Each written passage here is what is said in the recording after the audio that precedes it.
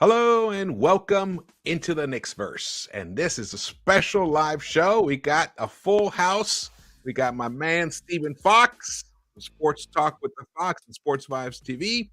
And my other brother, Lee Escobedo from KOT Show and SNY. All right, good to have you both guys. Foxy, haven't talked to you in a while. How's it going, man? All is well. Salute to you. Salute to Lee. Salute to the chat. Salute to Knicks fans all over. Can't wait to talk New York Knicks basketball. Awesome. And Lee, welcome back, brother. Appreciate you, brother, man. Nice to be here talking Knicks. It's been a lively couple of days on Twitter since the collapse in Milwaukee against the Bucks. So happy to talk Knicks here. Yes, it has been. It has been. In fact, I'm glad you brought that up. Let's start with that. Any new and additional thoughts you've had since we last spoke about it?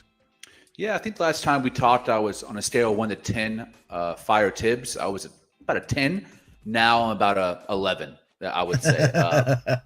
Still feeling strong.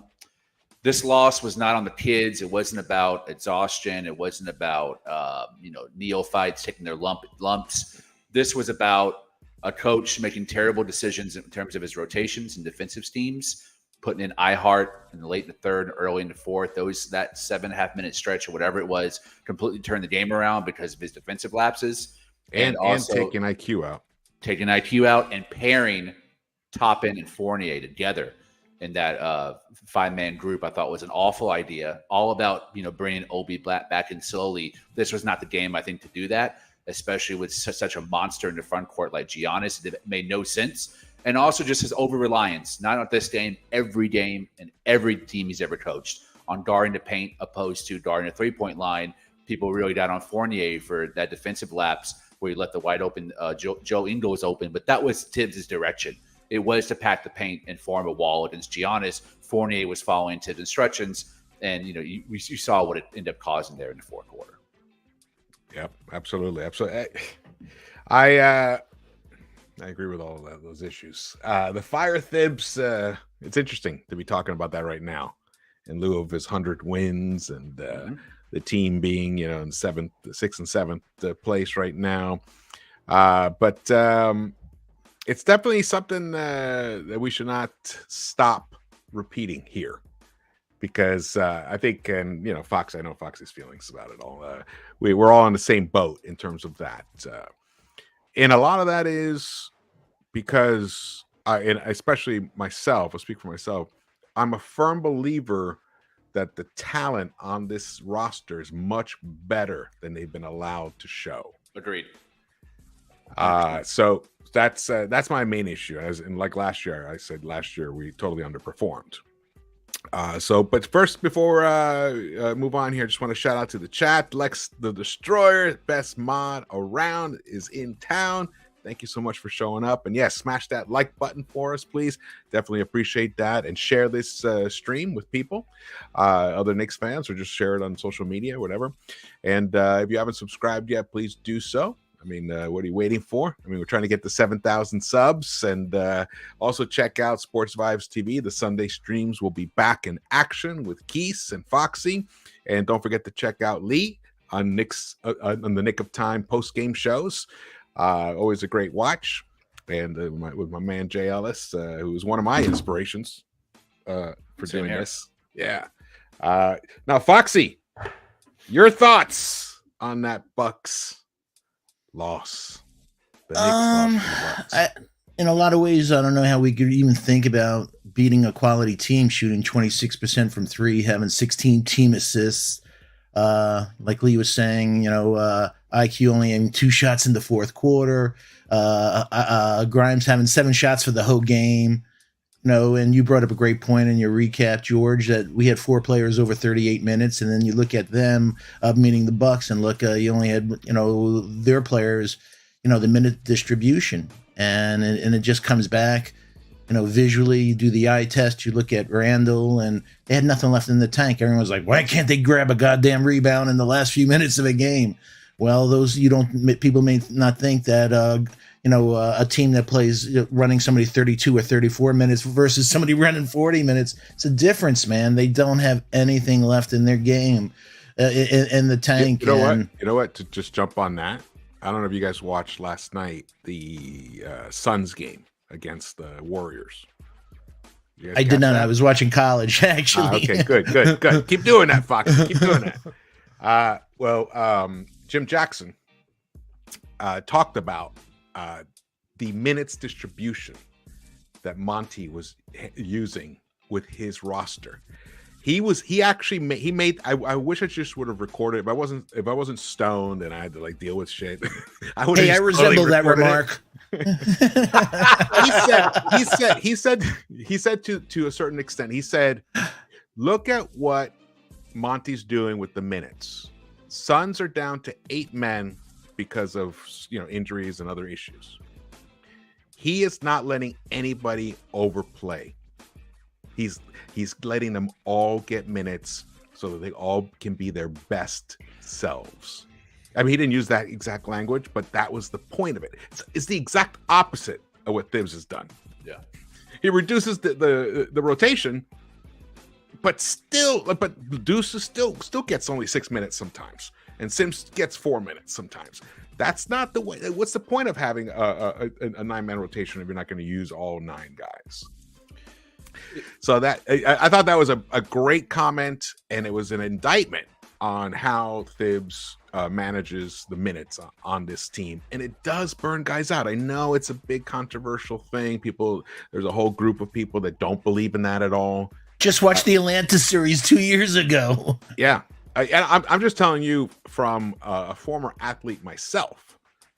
You totally get worn down as games go, especially in those fourth quarters. But sorry, so you can finish that, Foxy. Oh, I was just going to say the last thing was just also if you look at 2 guys had 59 out of 100 shots, and you look at Milwaukee and you're like, oh my God, Giannis had 15, Lopez had 16, Drew Holiday had 14, Ingles had. Wow, look at the distribution among all these guys, and we're heavy loaded with 2 guys, and if you throw in IQ, that's 3/4 of the shots. And also, what was it, 9 points for our bench? Yeah, 9 points for our. Especially late in the fourth. It was Brunson took all the shots except for 1 in the last 4 minutes or so of that game. Distrusted. Yeah. Meanwhile, the Bucks, they have an MVP guy.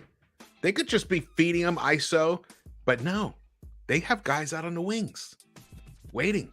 But did you see the ball move around the horn, though? Yeah, they moved the ball. Exactly. And we've got good basketball. guys to do it. So that's the stuff that's going to continue being frustrating because I'm not now that we're here, 22-19, we could have been 23-18. Now that we're here, I want to keep going. We're here. We're past the tank and all that stuff. That conversation is over and done with. No, we're past halfway point now. RJ back. Now's the run. RJ's back. I'm excited about that. RJ's back tonight, guys. If you haven't heard about it, Rowan Barrett Jr. is back. And that's a really good point you made about like where we are right now. I think we've surpassed the threshold of Tibbs's positives. I always want to balance this because people really peg me as a Tibbs hater. I love what Tibbs does. Tibbs is very similar to Doc and Mark Jackson. Even though Mark Jackson doesn't have the sample size that the other 2 do. You take them on team, it's in total disrepair. A team that's mirrored in dysfunction. He can take that team and instill accountability, instill discipline, instill a defense identity. He can do all those things. Galvanize a roster around a goal of winning every single game and giving 48 minutes of effort. He's done that to this team. He took the team that was like Fizdale's, trash compactor, and he turned into a solid NBA product. But he has a threshold. And now we keep bumping up against that ceiling because what he isn't is an in-game adjuster, a tactician, and someone who's capable of evolution. He can't do those 3 things. We saw what he was in the playoffs against Atlanta. That was a reflection of what he's been his entire career, which is under 500 coach in the playoffs with all 3 franchises. You would think Chicago would boost it up. He's under 500 in his tenure. 25-36, exactly. And yes, he is not 2-8 in the last 10, 4-1, 4-1 losses. Bingo. He is not a good playoff coach. And now we're at the point, and like you said, the tanking conversation's over. Now we're going to be in the playoffs, I think, every year moving forward. Is this a coach you want? It's not the one I want. And that's why I say fire Tibbs. Not because, we're here and we hit at the 100-game mark, or I don't like the way he looks, or he has a bad comb over. It has nothing to do with those things. He's not a playoff coach, and now we're a playoff team. Yeah, because those would be HR violations, by the way. I'm probably already on Dolan's shit list. Hey, we got a great crowd in here, man. I see Margaret Edwards, the Earl 14, JJ, CAA Mafia, Cormega. Thanks so much for joining us, guys. Thank you. Appreciate the support. Brooklyn Buddha is in the house. Just Giselle Cash. I need some cash. Let's go. All right. Well, we're here to talk trade rumors, guys. Some things have been percolating out there. Let's get to it. Here we go. So, Michael Scotto, who writes for Hoops Hype and I think some other publications, he dropped this. It was his NBA notebook, just a summary of all the rumors he has been hearing involving the Knicks, Lakers, Raptors, Mavericks, Pistons, and just plain old Kevin Durant. When he came to the Knicks, he spoke about specifically two players. Cam Reddish, who we all know is definitely on the way out. It's going to be interesting to see where he ends up going. And Emmanuel Quickley. What the hell? All right, I'm going to read this and then we'll talk about it. The Knicks are willing to part with Reddish for 2 second-round picks, league sources told Hoops Hype. The Lakers, Bucks, and other teams have inquired about the asking price for Reddish, who was shooting a career-high 44.9% from the field before being benched, Hoops Hype has learned. Another Knicks player whose name has circulated in the rumor mill this season is Emmanuel Quickley. Several teams, including the Bucks, Mavericks, Wizards, and others have expressed interest in Quickley, league-wide sources told Hoops Hype. However, New York's previously reported asking price of a first-round pick and Quickley's improved play amid the loss of RJ Barrett may make it tough for a trade to come to fruition. Prior to facing the Bucks on Monday night, Quickley was averaging 19.1 points on 47.1% shooting and 4.4 assists and 4.3 rebounds in his last 11 games. Quickley has averaged 20.3 points, 5.3 assists, and 4.9 rebounds through 8 games as a starter this season by Michael Scotto. So, my main question to both of you is... All right, it's a twofold question. The main question is, should the Knicks be at all entertaining trading Emmanuel Quickley at this time? Foxy. No. They have him on their contract for $4.2 million next year. Let the development process continue. Assess him. It will be better assessment of him. Is he winning you over a little more lately? Well, I love guys who work on the game. On him. I know you. Well, he came into the thing. You've been frustrated with him, just the same way, like JD and I. We've been frustrated with him as well. Yeah, he came in as a sniper, and you don't shoot 39%, and around league average from 3. I know he's a great foul shooter, but I don't draft foul shooters. And the other parts of his game, he's picking up. But the thing, I love development. So watching him from his rookie season onward. His defense, he's gotten stronger. His defense is spectacular.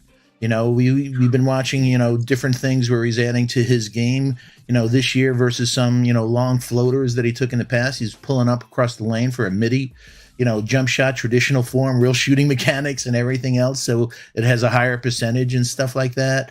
Obviously, I don't see him as a point guard personally. I see him as an off guard where, whether in his rookie season with Derrick Rose, where he could break down the defense, kick it out to IQ, then whose shooting mechanics he squares up. When he's playing the point and everything, I think he's a really good secondary playmaker in transition, getting guys on lobs and stuff like that. But I think he's valuable. I don't think you can give up a guy like that. What are you going to? You're not going to get somebody, especially in this first round. That was my second question. That I've been studying. As you know, I studied the draft, watched 5 games the last couple of days, college game scouting. There's not a kid that you're going to get where we're going to pick who's going to be anywhere near IQ. Yeah. So you're going to take another project? Second part, because I'm going to ask that. I'm going to come back around. Lee, do you feel the Knicks should be at all looking at trading IQ right now? Hell no. And I think Leon Rose and Scott Perry have prioritized guards and bigs so far in their tenure as leaders over this franchise. Every year, they either sign, re-sign, or trade for a big and a guard.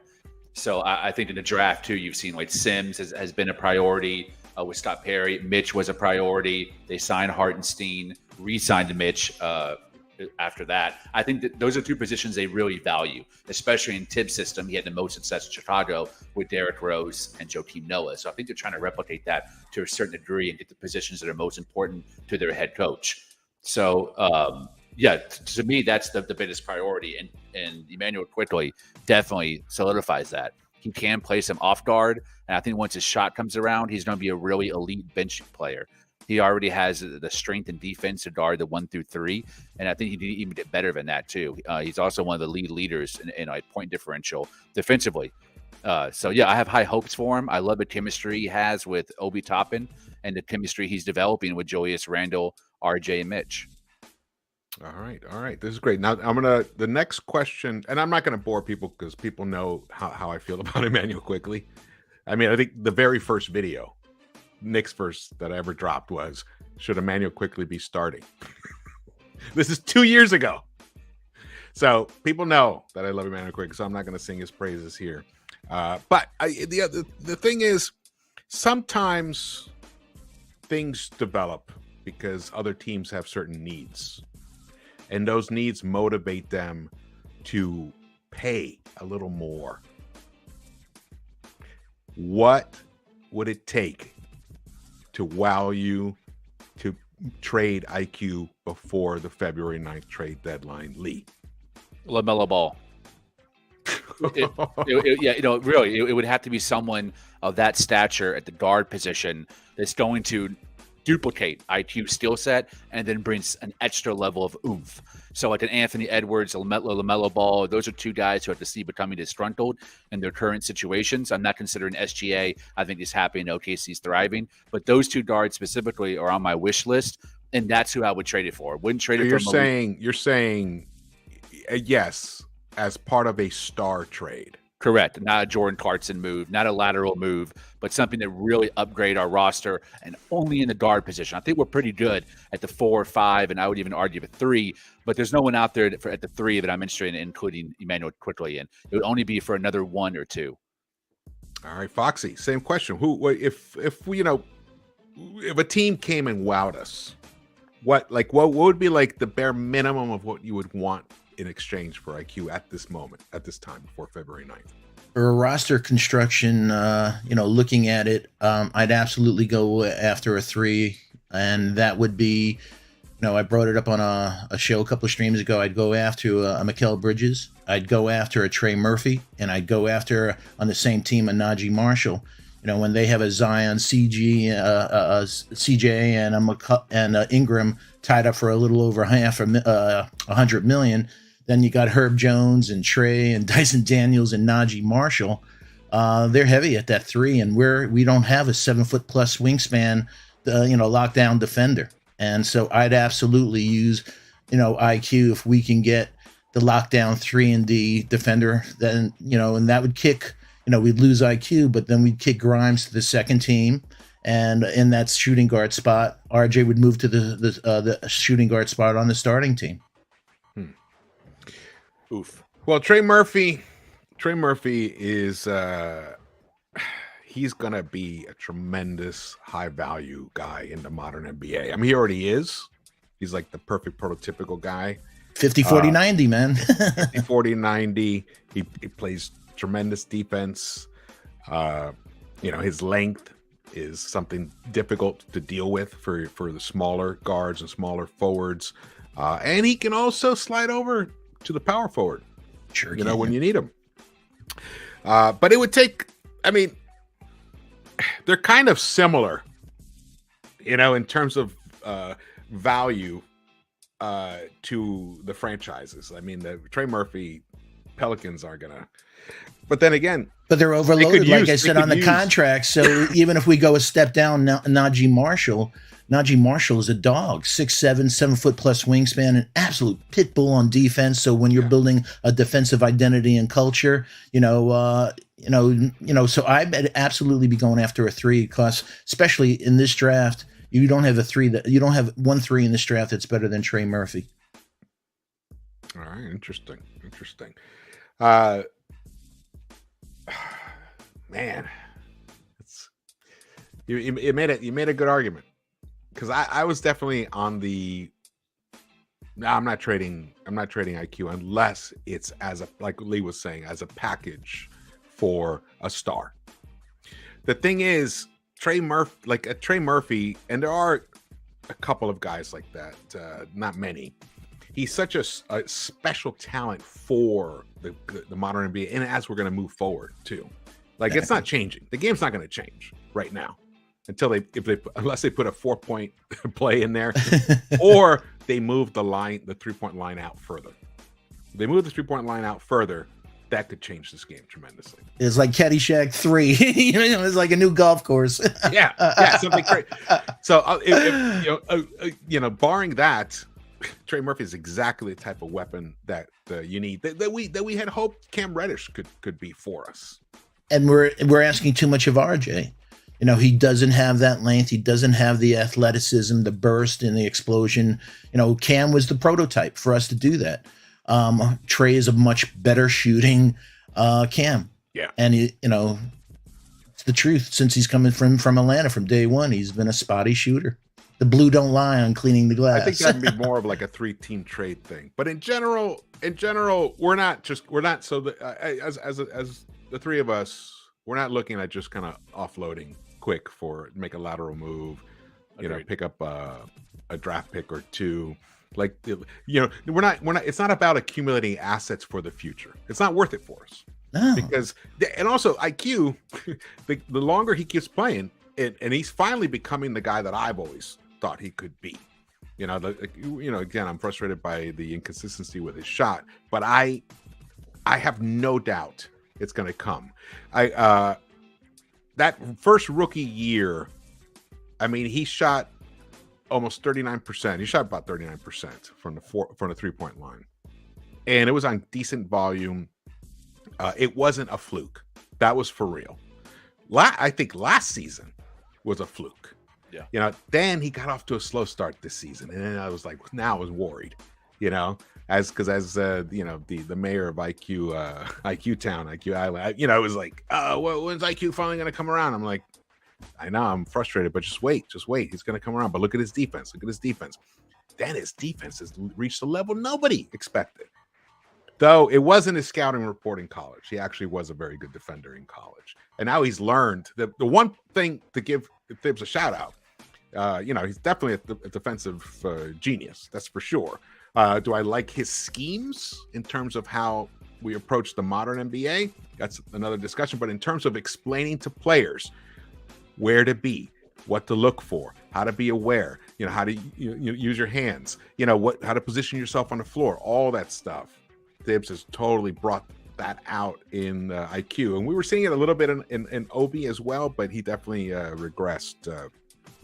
So the defensively IQ is just his value is just so high in terms of that. And if you start, he has a motor. Teams want to go after a guy that they don't have to worry game in, game out, possession in, possession out. He has a great motor.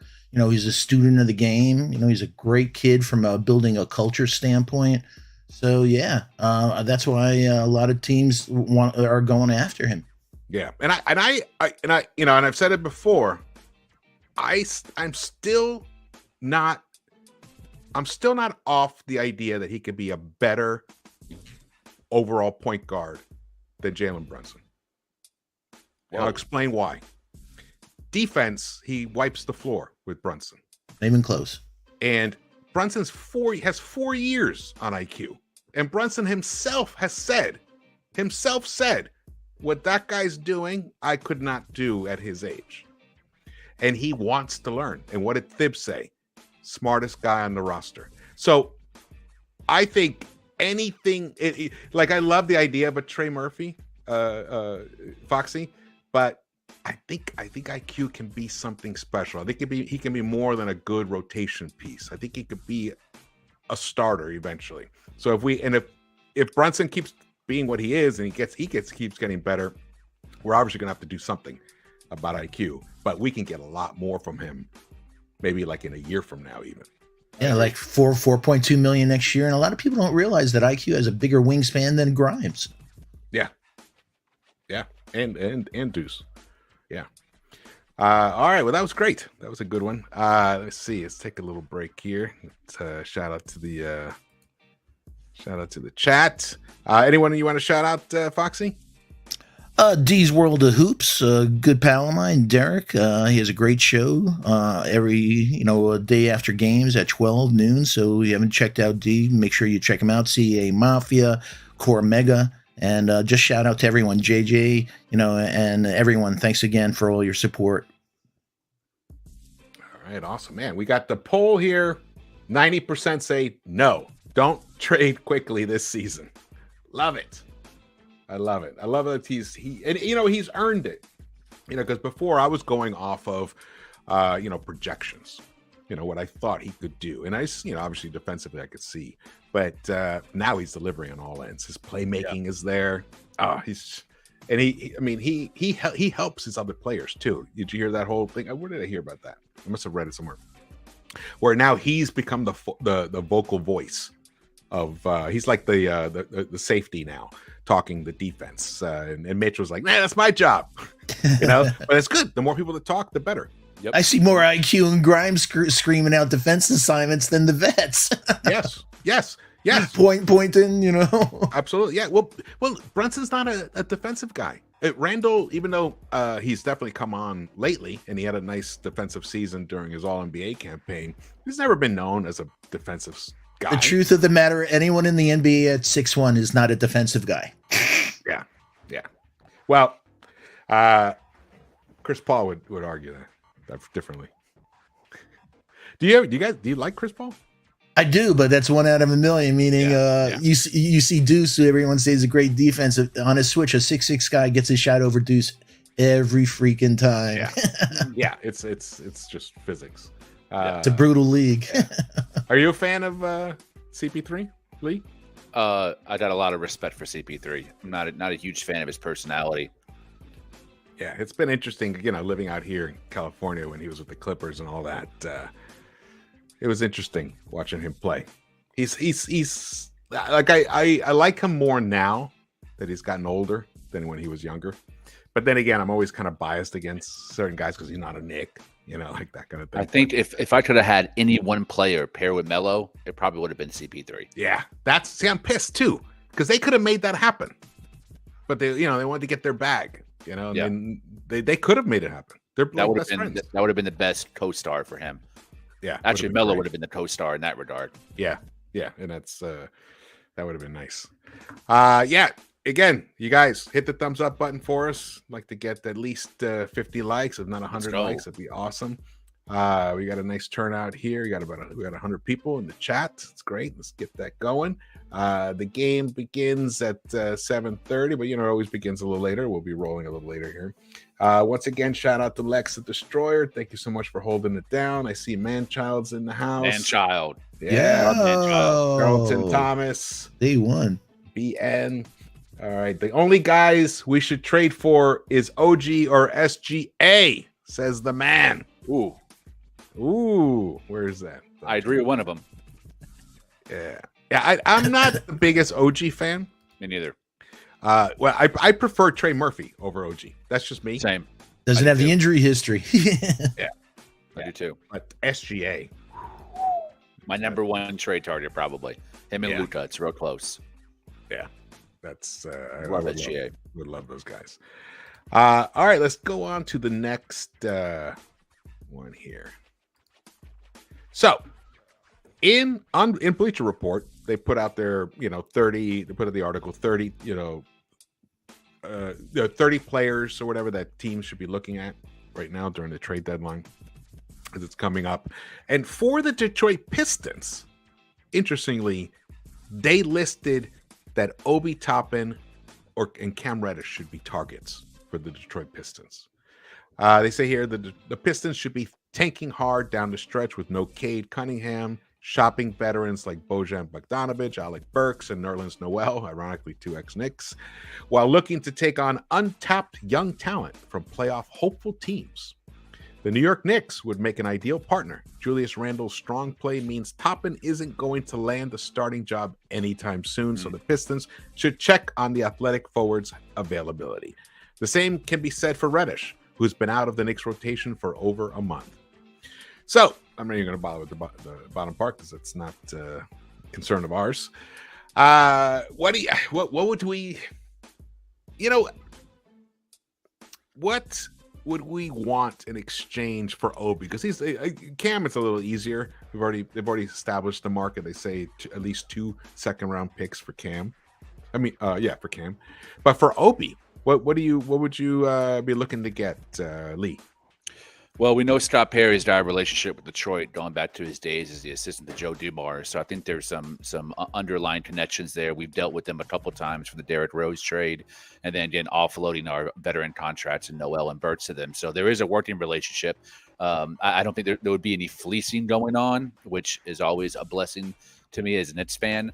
If we're giving up Obi, I like a pick, even if it's protected. And Isaiah Stewart, I think, would be exactly the kind of backup I would be looking for Randle. I think he's a guy who could live between 13 and 17 minutes a game and provide extremely good defense and energy off the bench, especially if he's paired with some shooting once IQ goes back to the bench. But that's a really nice combo right there. But I would like to see play together. I have some issues with Sadiq Bey, who might also, I think he's available. I don't know if he's a Knicks target, but I do think he's available by the Pistons. I would be interested in a conversation around that as well. But I think like a top 5 protected first and Isaiah Stewart and maybe some other asset, I would be interested. But Bojan, I had no interest in Bojan on this team. I think he would have the same minutes issue, divine time between him and Randle. I hate the idea of him at the 3. He would just get destroyed. I think the 4 is the only position he can really play with efficiency on the defensive side, and even that is an issue. So I'm not looking at Bojan, but Isaiah Stewart would be awesome. Sadiq Bey and a protected first. Okay. Foxy, how about you? And hold on to him. We have him again on the cheap, like I said about IQ for next year. We watched a move, even though his first came back, a nice little move that we never saw from him last game. I'd like to see how he develops. We have him on the cheap, and meaning the same thing that, he was he was a lottery draft pick. I don't want to give up a lottery draft pick who's first learning the game and his 3-point shots coming around, everything that we've been waiting for, and then give him away for an unproven commodity. Yeah, I'm with you. I would trade Cam because at this point he's just taking up a seat on the bench, and we're gonna lose him anyway in the offseason. So anything we could get for Cam, that'd be great. But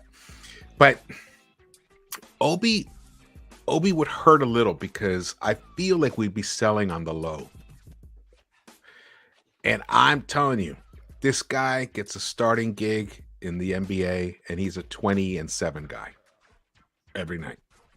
He's gotten better every year, every place he's ever been. Yep.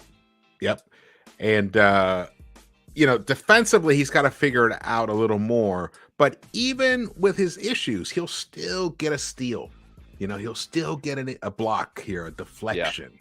Yeah. He'll clog up a space on the floor.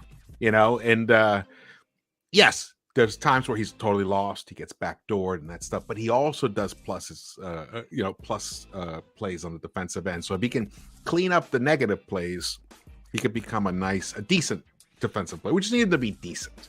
He doesn't need to, because his offense has definitely a couple of gears there that we haven't even. We've seen it.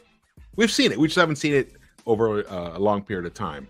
He's just in a tough spot right now behind Julius and with Thibs' inability to figure out how to play them together properly. But I still think trading him right now, he'd be on the low. I put him in a similar situation as with IQ. Wait, he could find minutes for him. He's going to wow people. There's going to be time, there's injuries coming. Injuries always happen. He might get a chance to showcase himself again like he did last season, and possibly, maybe he can be part of a star trade if one appears. So I would hold off on that. Can I make a case and clarification? Yeah. I don't want to trade Obi. He's my second favorite player.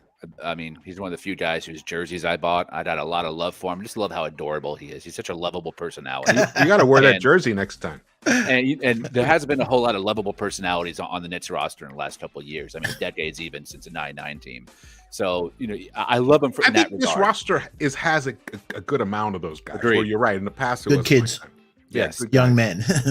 Yeah. Now, Detroit, the reason Detroit interests me is because they're a team that can bank on being really bad.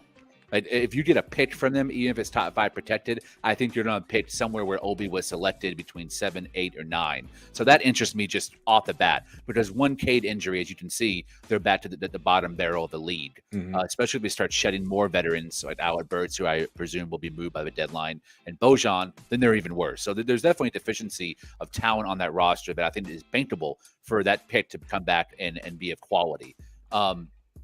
But I also don't think any Obi trades are going to happen by the mid deadline.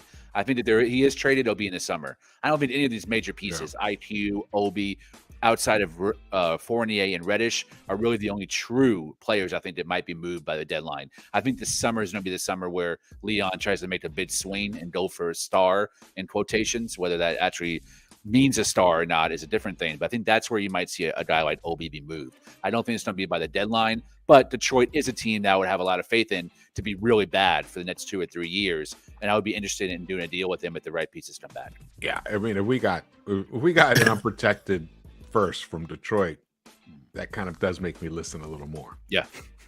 Yeah. But we'd have to get something back, even if we did a swap with them later on or something.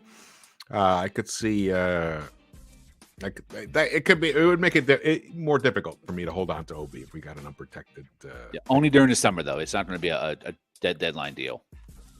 Well, I'd want it this year.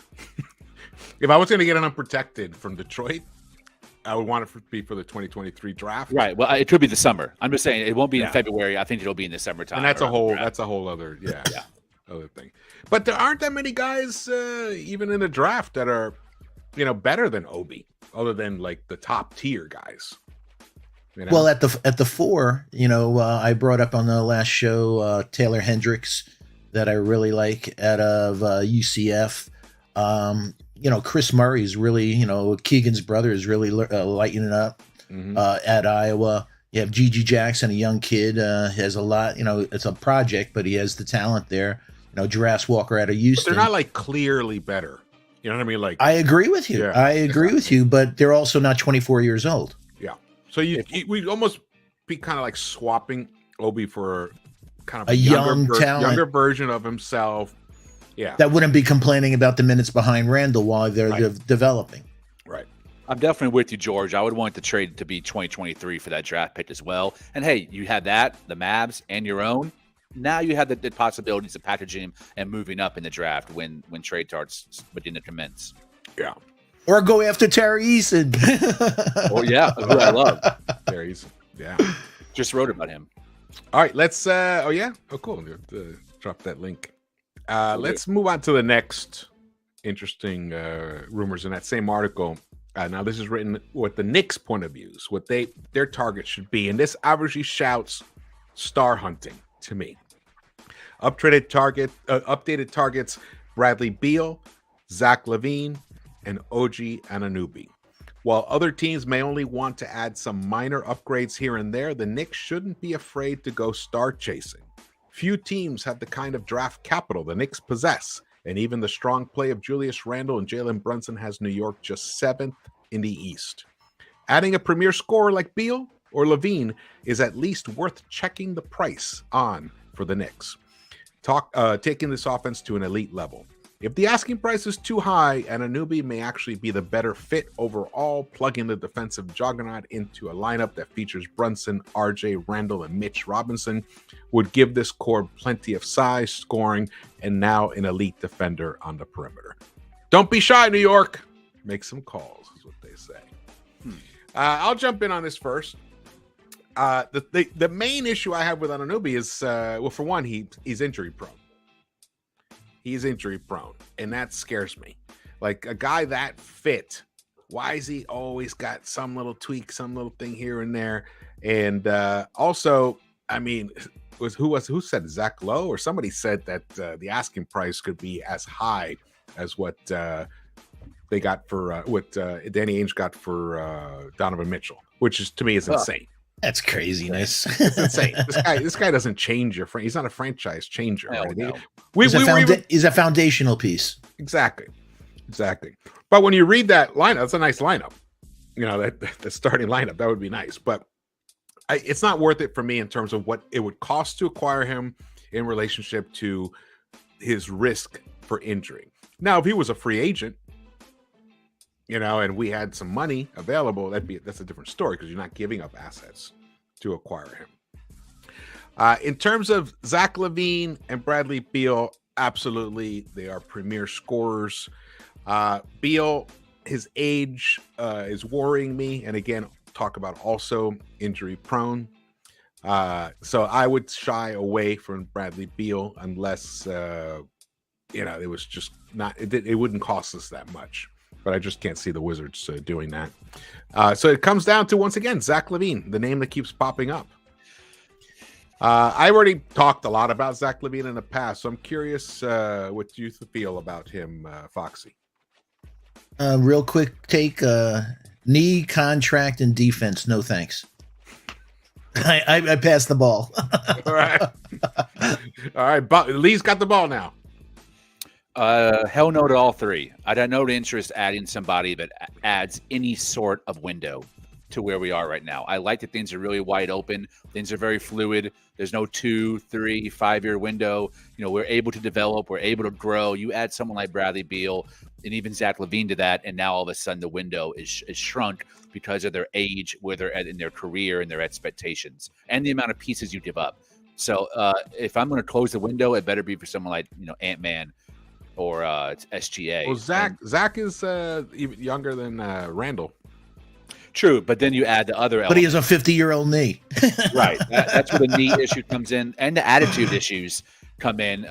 Beefing with Billy Donovan, who I'm not a huge fan of Billy Donovan, but he's beefed with coaches before, beef with Tibbs. Not sure if that's a great fit there, especially defensively. So, and OG, much younger, but also a player that mirrors RJ in levels of development. It's always at a 2 or 3 point rise each season. I'm looking for someone who's capable of making like an 8-10 point jump in a season. And OG's been a little bit slow in his development for being in the lead for about 6 seasons now.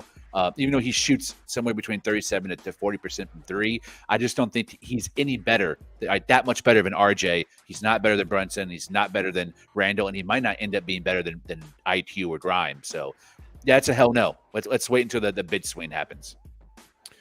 I'm going to push back a little on LaVine. I get the injury issues, get that, but there is no doubt that he is an elite premier scorer in the NBA. He's definitely a top 20 scorer in the NBA right now. And that's, I mean, we could definitely use that. That would definitely catapult us. If we were able to keep the core intact, which I'm sure we will. You know, we're talking about Brunson, talking about Randall, and RJ. If we could keep him and add LaVine to that, that would be a very potent offensive lineup. Now we take a hit defensively, so we'd have to hope that somehow we'd just be able to outscore teams, and then sometimes we were able to clamp down, and maybe LaVine can dig deep in his whatever shallow defensive toolbox that he has, and we can hope that RJ will keep improving defensively. But we take a hit defensively, but we take a huge jump offensively. He's similar to me as what Donovan Mitchell was, but we passed on Donovan Mitchell, and Donovan Mitchell was younger and better. Yep. So better contract. Better contract. And it just seems, and it seems like no diss on Zach. I don't know him personally or anything, but just the vibe I get, just Donovan has just a much better. He has a glow about him. I agree. And I don't see that from Zach. So, whatever you want to call it, leadership, whatever, maturity. And then, I watched that interview with last night with Donovan Mitchell talking about the 71-point game. He's just so composed, the guy. I just don't know if Zach has that, because those are the other intangibles that you get when you trade for a superstar. They just bring this gravitas, and it calms everybody else down and makes them feel more confident. I don't know if Zach gives you that. So yeah, you take a hit defensively when you bring Donovan Mitchell, but the other intangibles he brings, plus his potent scoring and playmaking, is just so far superior to anything most people can put out on the floor every night. So, but it's just something. You never know what the price might be. The Bulls might get desperate. We have a lot of picks. And if it costs us picks and not necessarily any key players, and you can add him and maybe we flip him later, like the Warriors did it with D'Angelo Russell. See, I'm at the thing of you can acquire talent, and with each trade you make, you're upping your talent pool, your overall talent pool. But you got to keep making moves. You can't just think, oh, that's the end of it. Just something to keep an eye on, but I definitely would lean towards staying away from him. Yeah, Levine scares me a lot. He hasn't played 70 games in 8 years. He's only played 63 games or more 3 out of the last 8 years. There's definitely an injury history there, and he takes a long time to get back from that injury and to get back into the groove after those injuries as well. I really loved the idea of Zach LaVine before the extension and the knee injury. I mean, I can recount so many times I'd be in the shower thinking about how that fits my Knicks, and Zach LaVine was a name that constantly came to my mind. And imagine him, in that Sprewell role from that 9-9 team, just coming down and just posterizing people.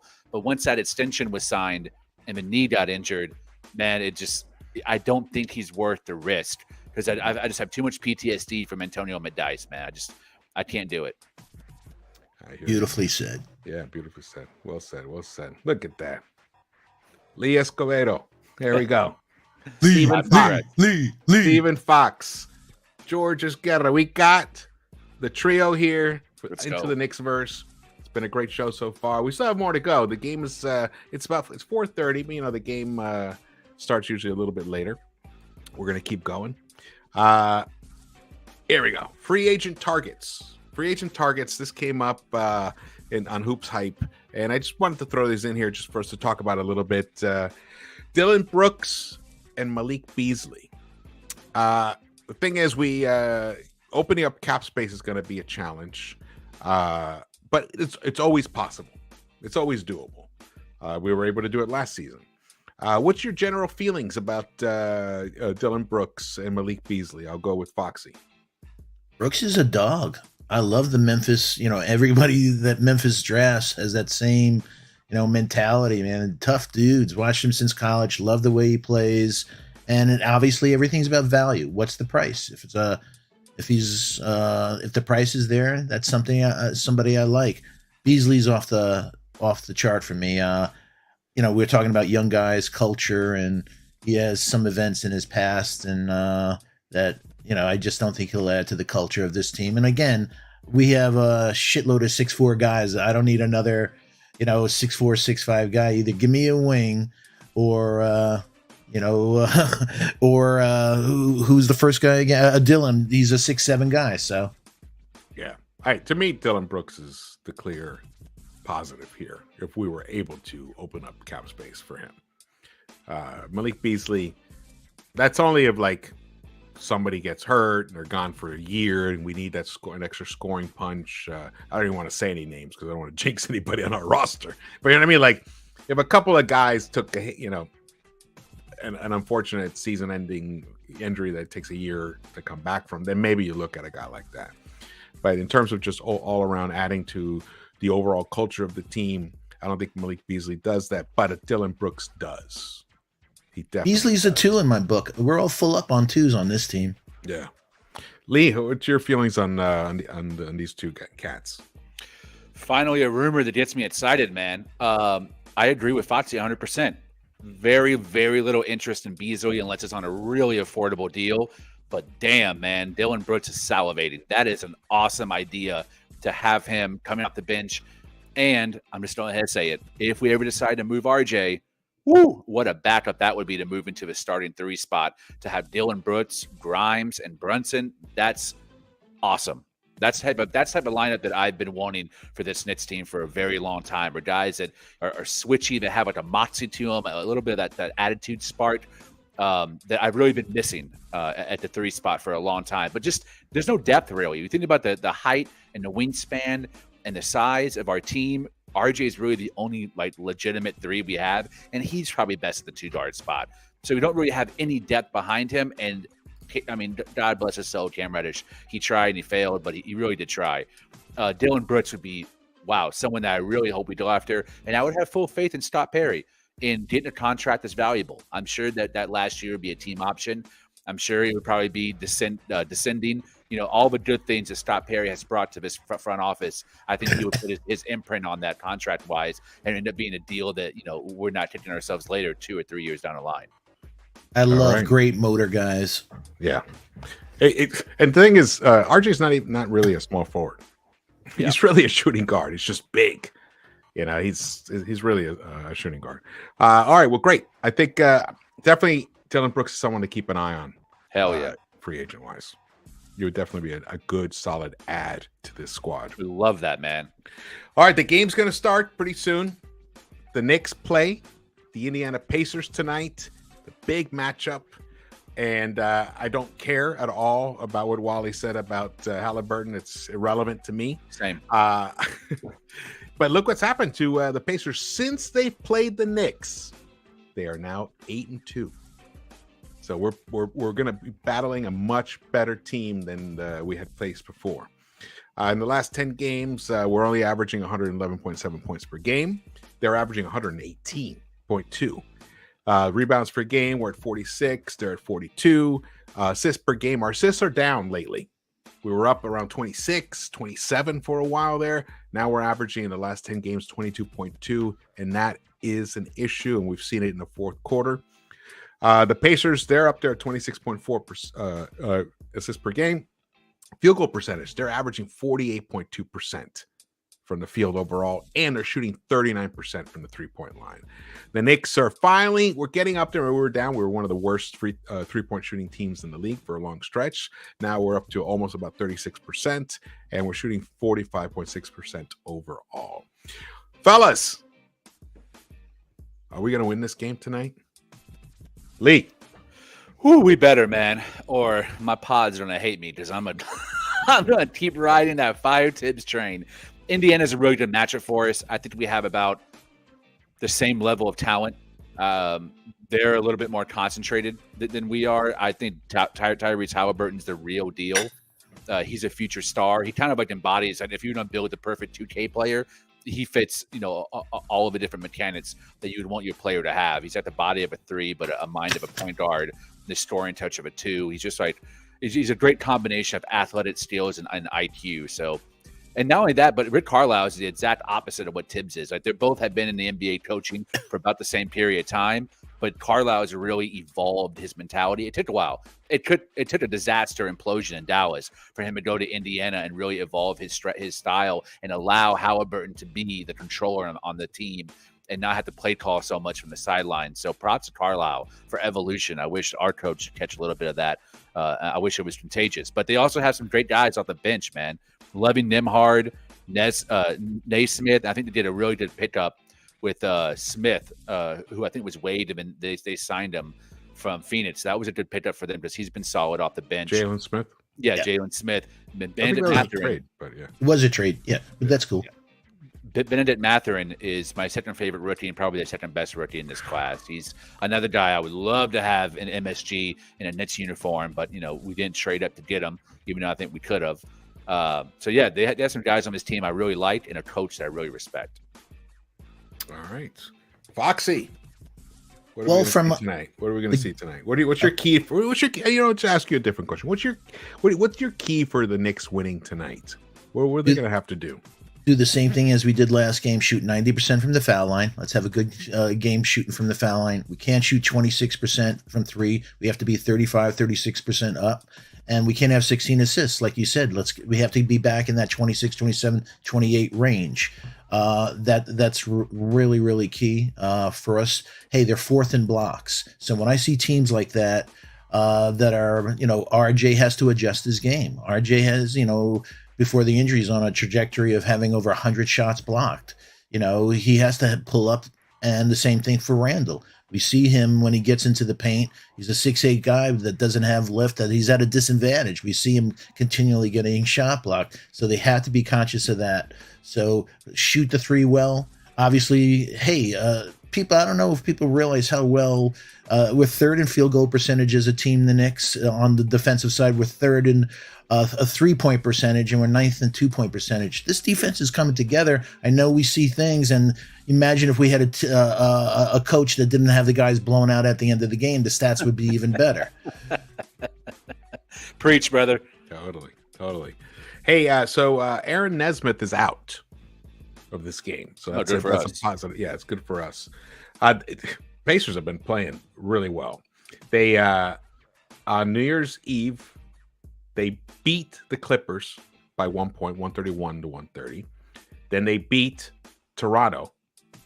Then they lost to the 76ers in overtime, though, 129-126. Then they beat the Trailblazers, who are, they're a pretty good team this year.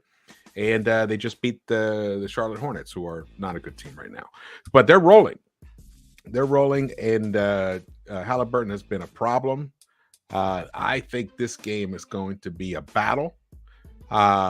It's going to be interesting to see if the Knicks do revert back to the formula that amounted to why they went on that 8-game win streak, which was sharing the ball.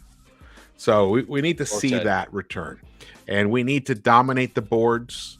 Not that these guys shoot like almost 50%. So, and almost 40% from the 3-point line. So it's not like there's going to be that many. They're 25th in rebounding, though. They're not a very good rebounding team. So we have to own that. Yeah, and also one of the biggest things for me, real quick, is that Tibbs put out Sims. If Turner or there are other big is hanging out at the perimeter, freaking iHeart.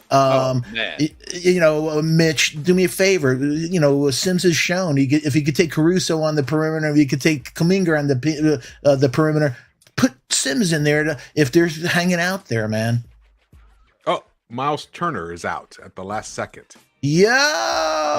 All right. Knicks are winning. Where's my Bucky? Wait a minute. There we go. I love it. This is all good news, fellas. I don't want any iHeart minutes, man. iHeart is a bum, capital B, man. Can't stand that guy. Not a fan.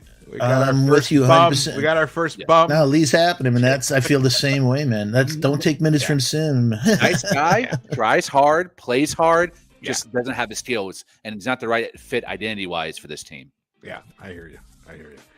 All right, well, this has been a great show.